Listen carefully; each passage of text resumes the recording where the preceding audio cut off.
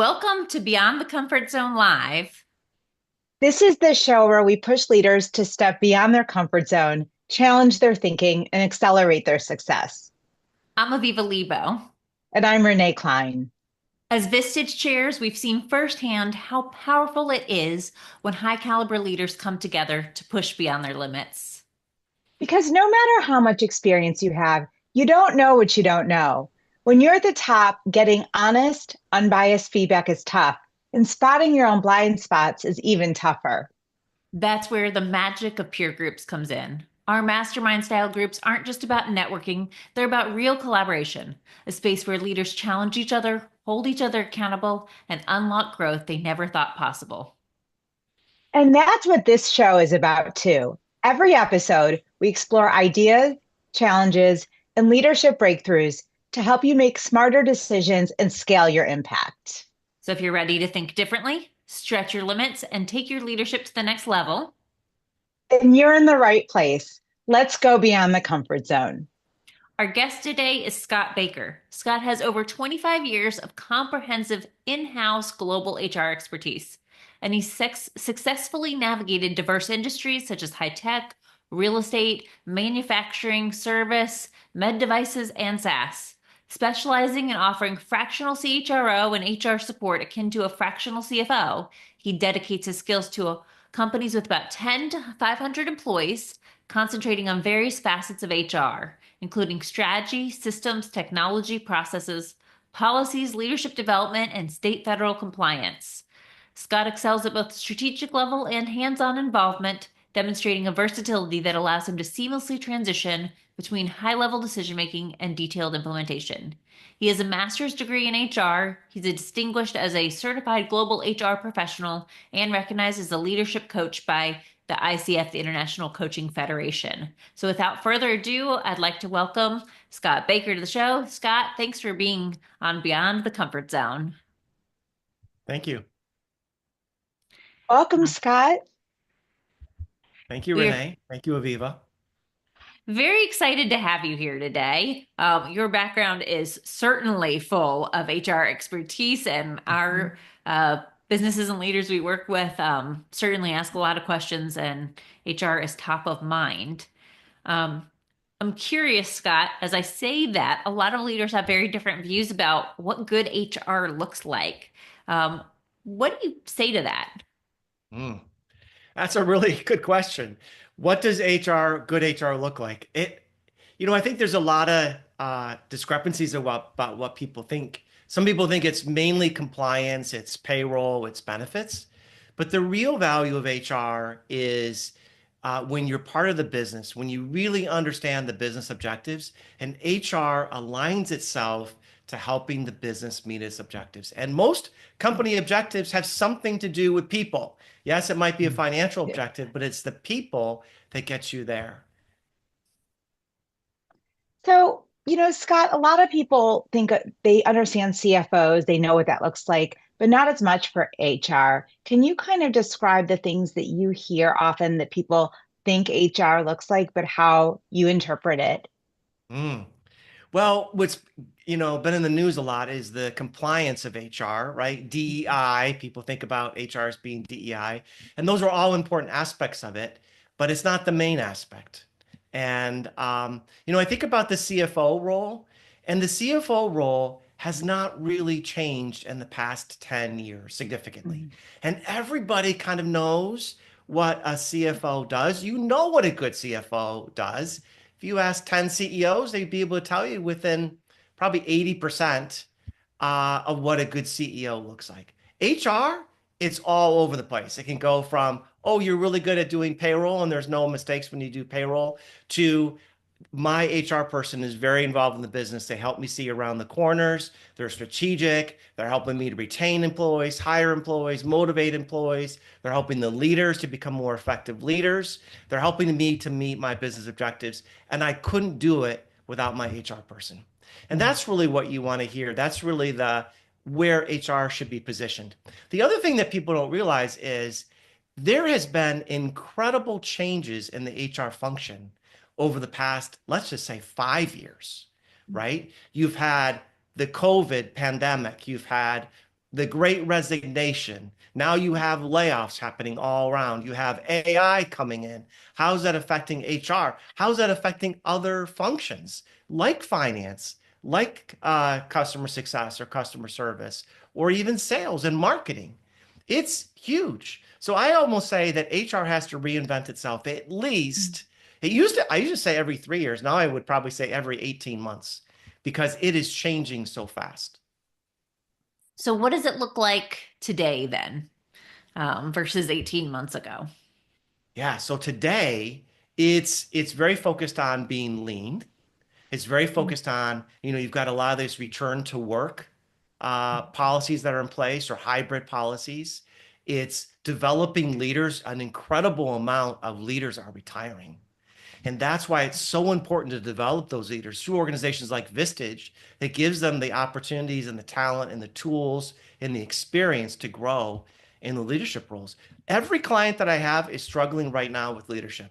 Either they need more leadership training or more leadership skills and coaching, or they know that people are going to retire. And so they're trying to figure out who to bring into those leadership roles and start developing now. And I advocate and say, you can't just take somebody who's a good engineer and expect them to survive as a leader. It's completely different. At the same time that employees are becoming more almost, well, there's an entitlement perspective to a lot of employees now. Plus, there's more of say what's on your mind. So leaders are getting inundated with employees bringing issues and concerns to them, and that's perfectly okay. But teaching the leaders on how to respond to those and how to be in a timely manner, right, and address some of those concerns and issues that might come to them. Can you share a little bit more about that? How you work with leaders in dealing with employees that you use the word entitlement, open conversation. What do you recommend for them?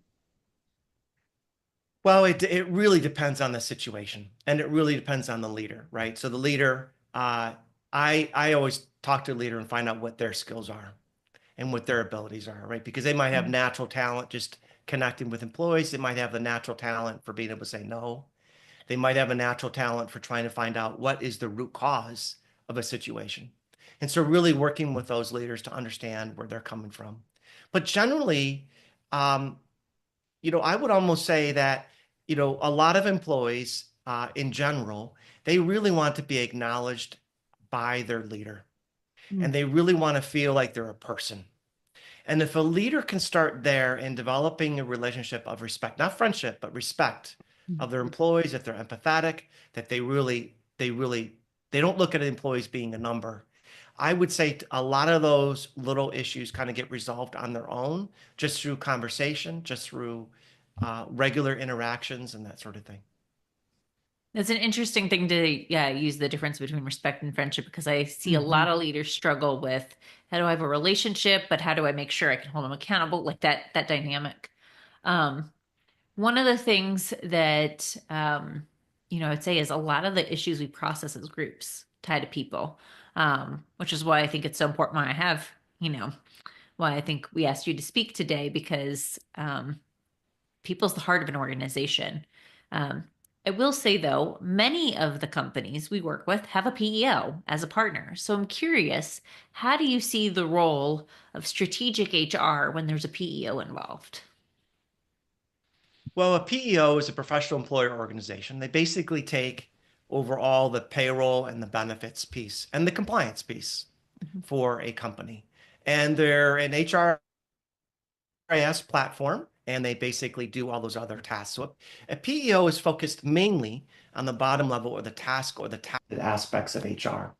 When you think strategic HR is about all the other things that happen in between payroll cycles and whatnot. There are the employee issues. There are the leadership issues. Are your benefits competitive? Is your pay competitive? What's around the corner? You're doing an M&A. What does that mean? How does HR play into that? You're making changes to your executive team. You're doing organizational planning or organizational design. And you need that higher level person to be able to come in and help out with those. I also say that a good HR person is a confidant to the CEO, COO, and CFO. It's not just in a bucket. It's not just in a silo. It's not their own swim lane. They are a confident, and if they're doing their job well, they're looking around the corners and they can actually pull out the concerns of the senior team and start addressing them or resolving them.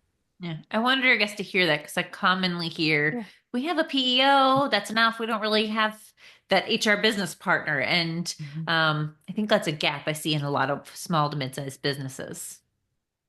Well, and Scott, you along those lines of being a confidant, what are some other characteristics you see in really great HR leaders? Uh, Being able to tell the truth, to be able to express and communicate what they see. Mm. So that's a big one. And it takes somebody who has a lot of confidence in themselves and as an HR person to be able to say, you may not see this, you may not be aware of this, but this is happening over here. And or this is happening and we need to address it in a different way than we'd be doing. We can't sweep it under the rug. Or this is the way you communicated this and it didn't come across the right way to the employees. It's really putting yourself out there to give information that maybe the company or the leaders don't want to know. But it's also having a really good understanding of the finances of the business. What what impacts labor cost? How do we keep labor costs at the right level where it needs to be? Right? What do we think about workforce planning? What do we think about future leadership? It's really planning for the future, not just what the day to day is. Mhm. And why do you think organizations, or what are the benefits of bringing in a virtual HR leader into a team? You know, a lot of clients that I speak with will say, you know, we're not big enough right now for a VP of HR, director of HR, that sort of thing. And in many cases, it's true, right? But they have very lower level people in the organization. So somebody that might, you know, maybe they don't have a PEO, maybe they have somebody just doing payroll and benefits at the lower end and handling some onboarding and hiring and that sort of thing. But the company's really missing out that strategic piece. And nobody would ever, think about not having that higher level strategic view that those people lower in the organization just don't have, not because of their own fault, just because they don't have the experience.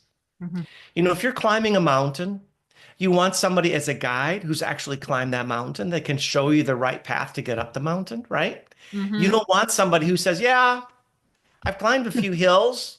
I think I can handle this mountain. Trust me for the next 3 days on this tour. We might see a bear, we might not, but if we do, we'll just clap loudly. You know, you want someone who knows, here's the right way up the mountain. Here's what to watch out for. We got some weather coming. Here's what we need to pack. You want somebody like that. In so many organizations, they say, well, we're a hill. We can climb that mountain. No big deal. Well, speaking of mountains in our background, I'd love to talk benefits with you for a minute, Scott. So, Mhm. what's the best way to know if a company is paying competitively? What are some actions that a company can take or can implement that is losing hourly employees to another company for 50 cents or a dollar more per hour? Yeah, I work with a lot of manufacturing companies, and that is one of the first things they talk to me about. Hey, we've had these people. Now, a company down the street may not be a competitor in terms of industry or product, but will be a labor market competitor. And they'll say, oh, this company down the street is offering $1 more an hour. What do I do? I need, salary surveys, market salary surveys to look at my comp and whatever. I always tell companies that the reality of where your competitive comp is what is just right around you. Like, where do you hire your people from? Where do you go? What other companies are coming up that are growing that you know they're growing? And you can very easily find out some things about their benefits, what they offer, what their pay is, what their culture's like, what their, everything about them. You can do that all online through public sources like Glassdoor or Google reviews or their website where they list their benefits. So that's the first part. The second part is really is a company's benefits too rich? Because some people really don't want a plan with a $2,000 deductible and they don't really know the value of that plan. So the other company's taking their money that they would normally invest in premiums for on behalf of the company and giving them a really good plan, thinking that's what the employee wants. When really they could make that plan not as good and then give that extra dollar to the person and they would be okay. Or offer another plan that offers a lower level medical. The other thing I see a lot is that companies do not really communicate the value of their benefits to their employees. So the benefit cost went up, let's say 20%. They never have a meeting with the employees to talk about the benefits and say, here's what an annual deductible is. Here's what an office copay is. Here's what a lifetime max is. Here's what chiropractor visits you can have and all that stuff, right? Here's how co-insurance works. They don't offer and communicate the value of all those benefits. They just say, well, your next increase is 20%. And what people do is they go to another company not realizing that for that dollar an hour more in salary, they'll pay $2 more an hour in total benefit costs because the company they were with didn't really spend enough time talking about the value of their benefits. Yeah, it's interesting. And you talk about people moving jobs for, I mean, they do it for lots of reasons, but, benefits and pay being one of them. I'm curious because there's a lot of people, I can't tell you, most every company I'm working with right now is hiring at the same time, and having a hard time finding people. Where are the best sources for recruiting? What are the best tools? The number one by far for finding people is an employee referral program. And it's an employee candidate referral program. It has a lot of companies have it, but they don't talk it up enough. And it should be at least for a manufacturing job, maybe it's at least $1,500 to $2,800 a year. And for somebody that brings in a top qualified candidate. Now, obviously for a general labor, it might not be as much. You can do for skilled trades, you could do a little bit higher. That's what it is. But you want enough that gets people's attention.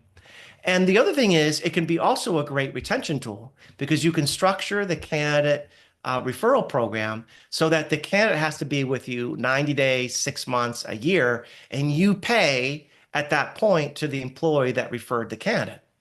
And so the employee has to stay with the company for a year to get maybe that big chunk of money at the end of the year that the employee spent with us. So it doubles as a retention tool. The other thing to remember is that your best referrals are going to come from your best employees, and those are the people that you want to retain. Interesting. I love that. And how do you have any recommendations to how to encourage that referral culture? So the best way I've seen is, we sometimes a lot of companies just put the referral bonus in somebody's check. The best way is to have a meeting and have a wad of 20s and give it to the employee. That gets everybody's attention. And then the other thing to do is send a letter to the home and letting the family know that you have this employee referral program and here's the amount of money that you can make on it. Because you'd be surprised, kids know other families at school that might be looking for a job. The spouses or the partners know other people that might be looking for a job because there's different social networks that, individuals within a family belong to.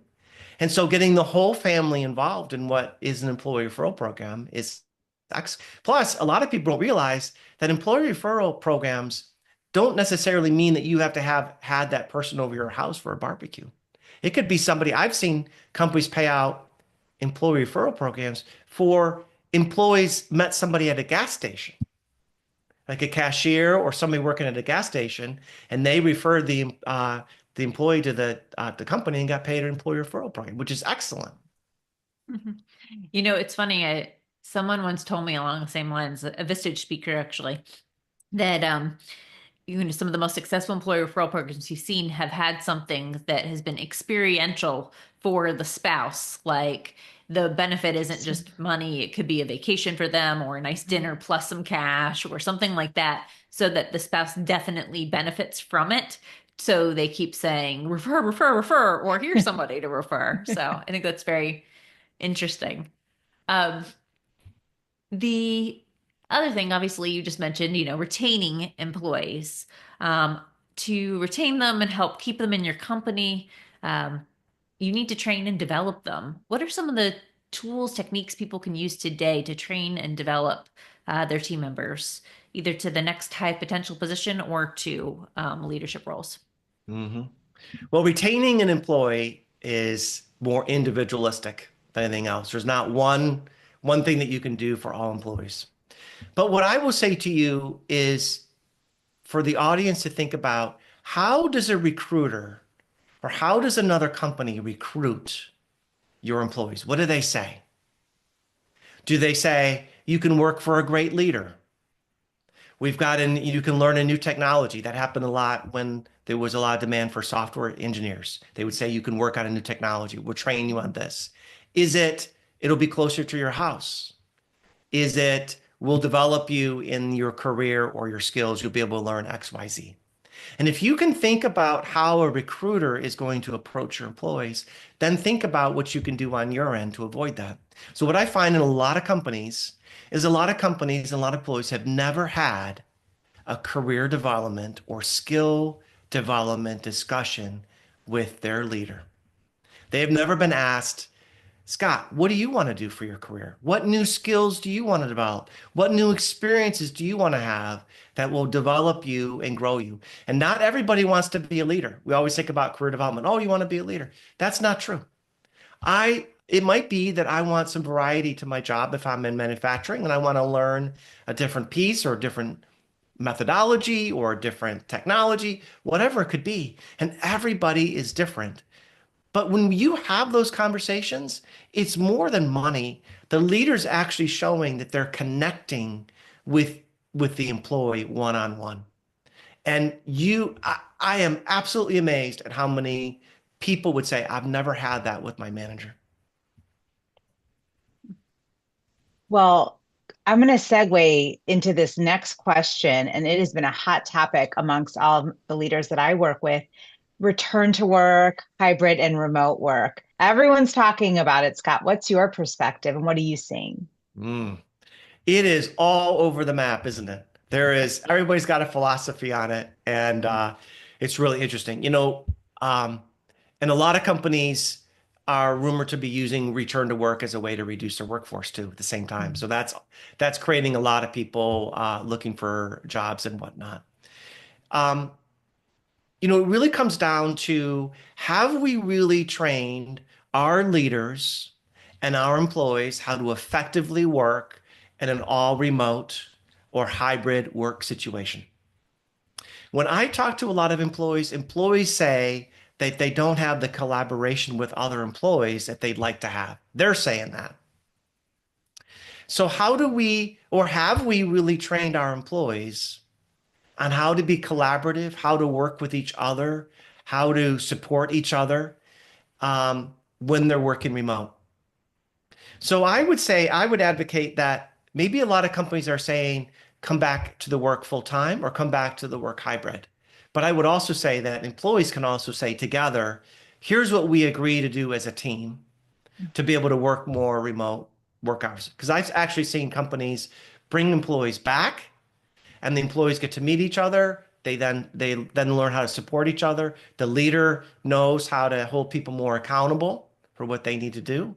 And then they can go back out remote time, um, uh, or hybrid time, whatever it might be. But I also know in the past, I've talked with employees who have left companies, and when I've done their exit interviews to say, "Why did you leave?" They say, "I'm looking more for the collaboration and being in an office and knowing my manager and knowing my leader more than just a Zoom call or more than just a phone call or a text. I want to be in where I'm part of a team and learn about people's lives." And be in meetings and be able to get things done more efficiently because I can go right over to your desk, Renee or Aviva, and just ask you a question. Or we can have lunch together or whatever it might be. They're actually giving companies to go for that. So we shouldn't think about remote work as something that all employees want. I understand that you do an HR gap analysis when you first engage with different companies and look at culture, recruiting, HR systems, processes, compliance. I'm curious, not so much about the process of that gap analysis, but what's something that you think could surprise our audience that you often discover when you do those? Yeah. The probably the number one most surprising thing that I learn is part of my gap analysis. I ask people to describe their bonus if they're on a bonus. Hmm. So how is it calculated? How do you know how much you're gonna make? How do you know where you are in terms of your getting 100% of your bonus or half your bonus or even 150% of your bonus? And I don't know if I found a company yet, other than the executive level, because if you're in sales, you kind of know what your bonus is. But I cannot tell you how many times people cannot describe it to me. And Hmm. and it's because the companies have added so many bars and weightings and milestones and calculations and accelerators and decelerators that the average person cannot explain it. And what they basically tell me is, I don't know. It's whatever I get at the end of the year, my boss tells me, and that's the number. And sometimes I talk to the leaders and I say, how is the bonus calculated for your employees? And they say, I don't really know. It's not effective. At the end of the year, it doesn't make any sense. I just write in an exception to give somebody X bonus or Y bonus. And it's amazing to me.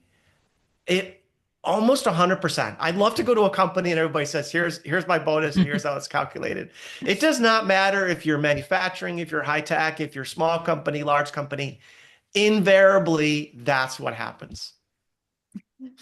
I will say it's extremely, extremely rare. I've seen a few, but it's rarely rare. Yeah, and it's like throwing money down the garbage disposal. It's bonuses are supposed to be motivating, right? Yeah. They're supposed to help you get focused on what really moves the needles for the KPIs. In many cases, I hear the manager say, "Oh, the KPIs are not accurate," right? Or we took that KPI is not important because we've got this fire over here and this employee did a great job fighting that fire. It is absolutely we're probably as a country spending billions of dollars just putting it on the garbage disposal, and people have no idea how they made a bonus or didn't get a bonus. Wow. Scott, my last question for you is just if you could offer one piece of advice for the leaders listening, the one thing that you'd like to share with them, what would that be? The number one thing that I would say is find a way to connect with your employees. That you should absolutely know at least three personal things. Then we're talking about ultra personal, but three personal things about them and their family. What sports do they enjoy watching? What's their vacation? What hobbies do they have? What do their kids do? Something like that, where the manager, the leader can connect with the employees on a personal basis. And then also for the employees to know three personal things about them. It could be athletics, it could be hobbies or interests, it could be favorite vacation spots, it could be family, whatever it is. If we have that, it makes the workplace more human. And if we could connect on that, even if we have a difficult conversation or a difficult thing to say, or we just need to have a question, just by opening it up a little bit on that personal level, even just for a sentence or two, just connects the workplace. Okay, Scott. You wouldn't be on this show if we didn't ask you this question to end. So, what is something that you've never done before that's outside your comfort zone? Skydiving. I'm with I you. tell I you would never go skydiving. how often that is the answer on this show. It is crazy and it's so much fun. I get to say that over and over again to people. Oy. Well, thank you so much for joining us today, Scott. It's truly been an honor and a pleasure to have you here. And thank you to everybody who's joined us in our audience today.